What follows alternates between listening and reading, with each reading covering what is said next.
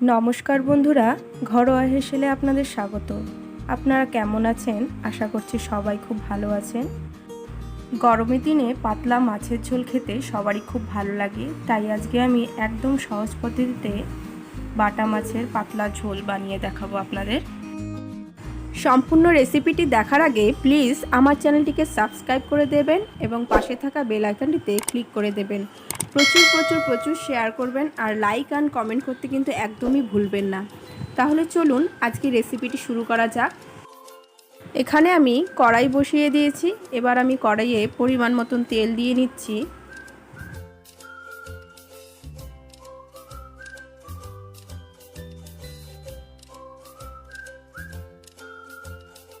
মাছগুলোকে আমি লবণ আর হলুদ দিয়ে মাখিয়ে রেখেছি। এখানে আমি 4টে মাছ নিয়েছি। মাছগুলোকে আমি 2 পিস করে কেটে নিয়েছিলাম। এখন আমি মাছগুলোকে ভেজে তুলে নেব।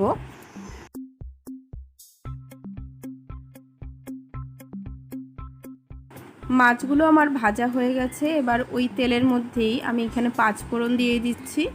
দিয়ে দিলাম 2টো শুকনো লঙ্কা আর পেঁয়াজ বাটা। এবার আমি ভালোভাবে এগুলোকে একটু ভেজে নেব।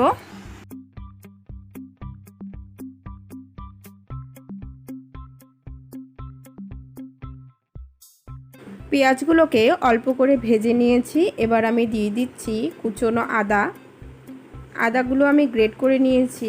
এবার আমি আদাগুলোকেও একটু ভেজে নিচ্ছি।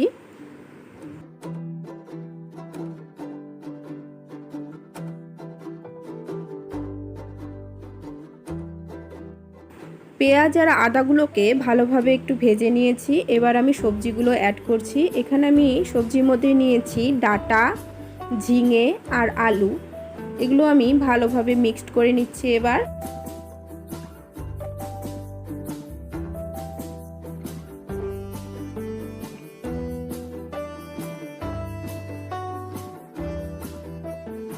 এখন আমি দিয়ে দিচ্ছি স্বাদ মতন লবণ। আপনারা আপনাদের স্বাদ অনুযায়ী লবণ দেবেন।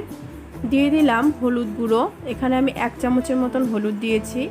এবার আমি হলুদ আর লবণটাকে ভালোভাবে সবজিগুলোর সঙ্গে মিক্সড করে নেব।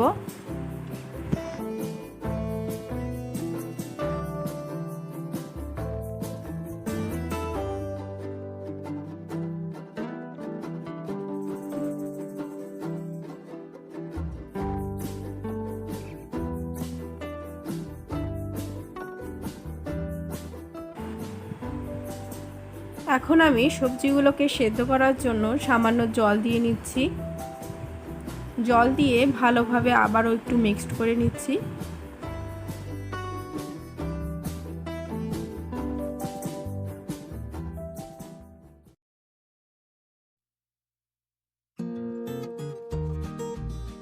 সবজিগুলোতে জল দেওয়া হয়ে গেছে। আমি এবার 10 মিনিটের জন্য ঢেকে দিলাম লো ফ্লেমে। 10 মিনিট হয়ে গেছে। এবার আমি ঢাকনাটা তুলে নিচ্ছি। এবার আমি আরও একটু কষিয়ে নেব। যতক্ষণ না অবধি জলটা শুকিয়ে যাচ্ছে ততক্ষণ অবধি আমি ভালোভাবে সবজিগুলোকে কষিয়ে নেব। জলগুলো শুকোতেই সবজিগুলো সম্পূর্ণ সেদ্ধ হয়ে যাবে।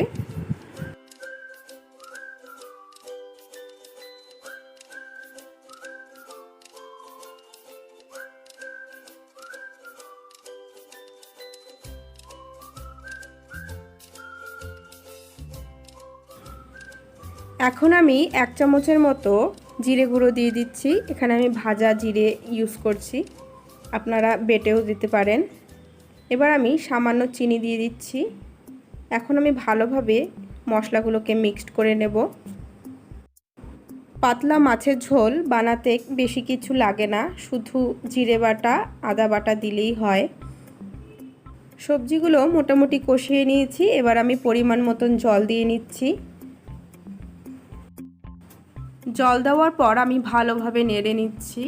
যতক্ষণ অবধি জাল চলে আসছে ততক্ষণ পর্যন্ত আমি অপেক্ষা করব। ঝোলের জাল চলে এসছে। এবার আমি ভেজে রাখা মাছগুলো দিয়ে দিচ্ছি এর মধ্যে। মাছগুলো দেওয়ার পর আমি ভালোভাবে আর একটু জাল করে নেব, যাতে মাছের ভেতরে ঝোলের লবণ হলুদ মশলাগুলো ভালোভাবে ঢুকে যায়, মাছগুলো খেতেও টেস্ট লাগে। ঝোলটা ততক্ষণে জাল হতে থাকুক। আর আমার চ্যানেলে যারা নতুন বন্ধু আছো, যারা এখনও আমার চ্যানেলটিকে সাবস্ক্রাইব করোনি, তারা প্লিজ আমার চ্যানেলটিকে সাবস্ক্রাইব করে দেবেন, যাতে পরবর্তী রেসিপি আপনার কাছে তাড়াতাড়ি নোটিফিকেশনে পৌঁছে যায়। গরমের দিনের পাতলা মাছের ঝোল আমার প্রায় তৈরি হয়ে গেছে। এবার আমি নামিয়ে নেব। আপনাদের রেসিপিটি কেমন লাগলো প্লিজ আমাকে কমেন্টে অবশ্যই জানাবেন। আর বাড়িতে একবার হলেও ট্রাই করে দেখুন কেমন লাগে খেতে। বাটা মাছের পাতলা ঝোলের রেসিপিটি সম্পূর্ণ দেখার জন্য সকল বন্ধুদের অসংখ্য ধন্যবাদ। ভালো থাকবেন, সুস্থ থাকবেন।